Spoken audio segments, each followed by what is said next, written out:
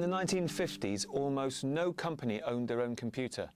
They'd send their programs and data on paper tape or punch card to what were called computer companies, and the computer companies would run the applications for them.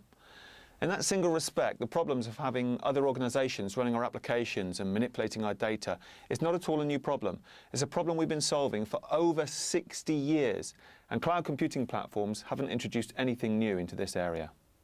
People also say how cloud computing platforms are just no different to, say, like bureau processing or outsourcing or hosting, but that's wrong.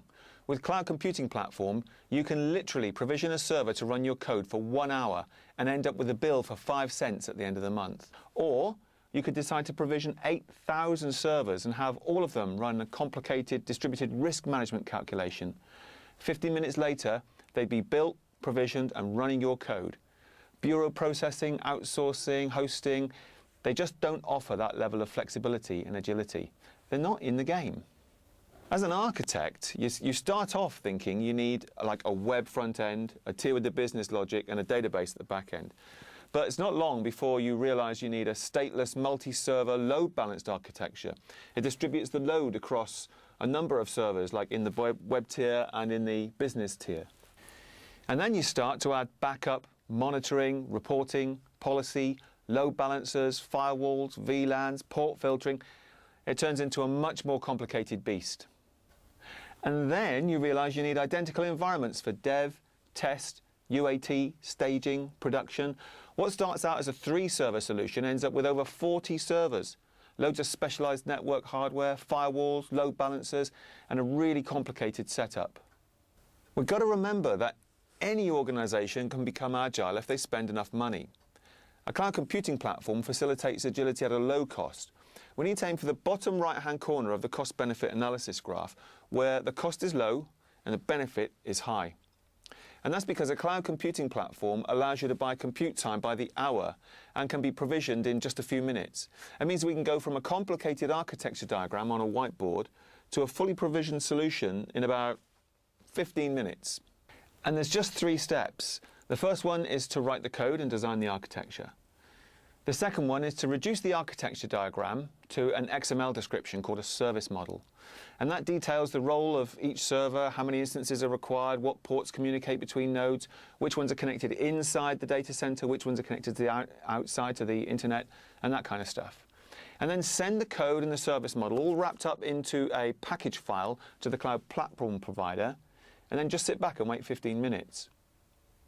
The cloud platform provider's system reads the XML in the service model and starts building all the servers, patching them, configuring the runtime environments like web servers, deploying your code cleanly to each server, configuring the load balancers, doing the firewalls, port filtering, VLANs, all that kind of stuff. 15 minutes later, it will all be running, whether it's one server for 1 hour or 8,000 servers for 2 weeks. It's this combination of low cost, a few cents per hour for each server, the speed of deployment, about 15 minutes, and the automation of the whole process that gives us business agility at a low cost. But just think about what sorts of business activities can benefit from this. And there's really 4 of them. The first one is on-off. The second one is growing fast. The third one is predictable bursting. And the fourth one is unpredictable bursting. With on-off, the business does its work in short time periods. It's pretty common for risk management calculations. Traditionally, say an insurer might buy several thousand servers to perform the calculations and only use them for maybe a couple of days per month. That's a lot of capital to have tied up in resources which don't get used very much. With a cloud platform, the organization just simply deploys the servers, thousands of them, 15 minutes before they're needed, and then uses them for a couple of days and then deprovisions them. Hosters, ASPs, and all the other forms of outsourcing, they just can't respond in such an agile way, but cloud computing platforms can. The physicist Niels Bohr once said, "Making predictions is very difficult, especially about the future." And this is really true of the growth rate of startups. We don't know if they're going to grow sort of almost vertically, or whether they're going to grow very slowly or moderately.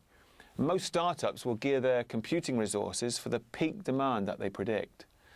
Of course, if that demand doesn't come, or it doesn't come at the time it's expected, then the startup, which, by the way, could be a new division within an existing big, successful business, was wasted money on loads of resources that weren't needed. With a cloud platform, all they do is have their application monitor itself so it can automatically scale itself up and down to meet demand. And that way, the investment's always at the minimum level, but the responsiveness its customers receive is always at a peak. And again, this level of agility at an affordable price is something a cloud platform offers.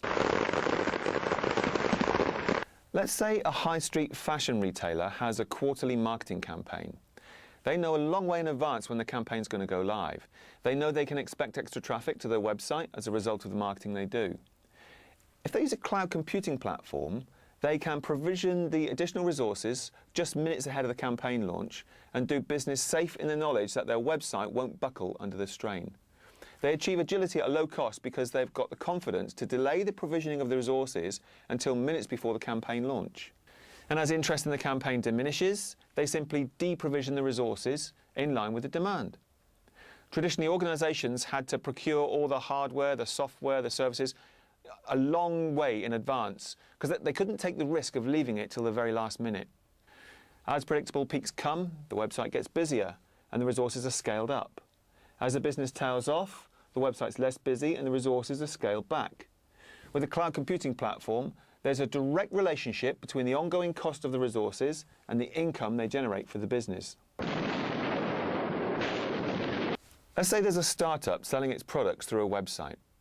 If, say, a celebrity is interviewed on primetime TV and gives the product and the site an endorsement, well, within a few minutes the site could go from having somewhere between, say, none or 5, 10 visitors to tens of thousands of visitors. If the site was unable to cope with the unpredictable demand, the loss in reputation might make things even worse for the site. But with a cloud computing platform, the application can monitor itself and scale up when demand increases.